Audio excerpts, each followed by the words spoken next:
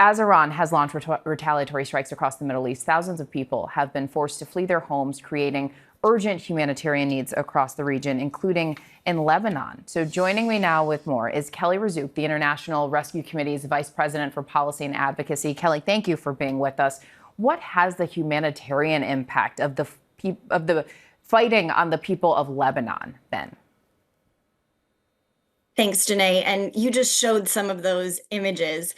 We're really seeing a crisis within a humanitarian crisis in Lebanon. Lebanon already had 80% of its population living in poverty.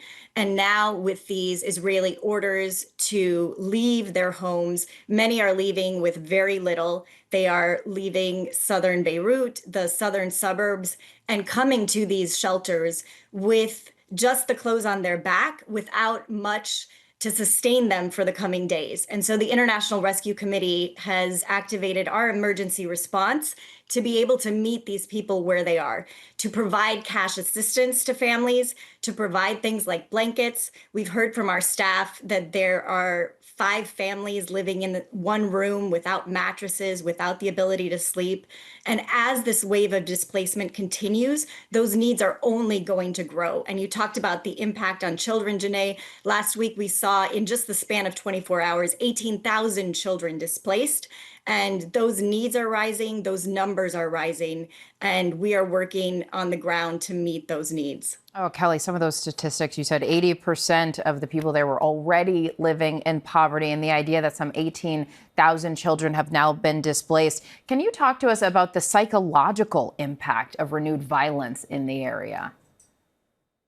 Absolutely. That is a top concern for us as well. Our teams on the ground are working to provide health services, to also provide psychosocial support.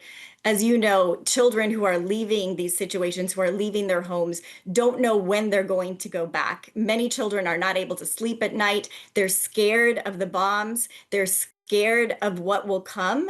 And so we need to be able to provide them with that support. And even after these bombs stop dropping, as we know, the trauma continues, and we need to be able to support that. Yeah, and that is the thought of the ongoing trauma, even once the fighting ends. So, Kelly, how do you see this humanitarian crisis playing out moving forward, especially when there's really no end in sight at this point? It is a top focus for us what we can do as this crisis continues. And as you said, we're a week into this. We don't know what it's going to look like even a week from now, especially with the mass displacement we're seeing.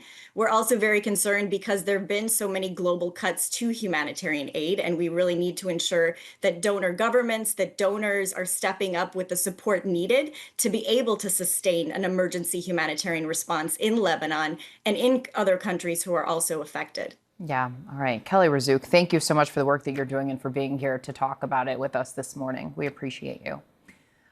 Thank you, Janae.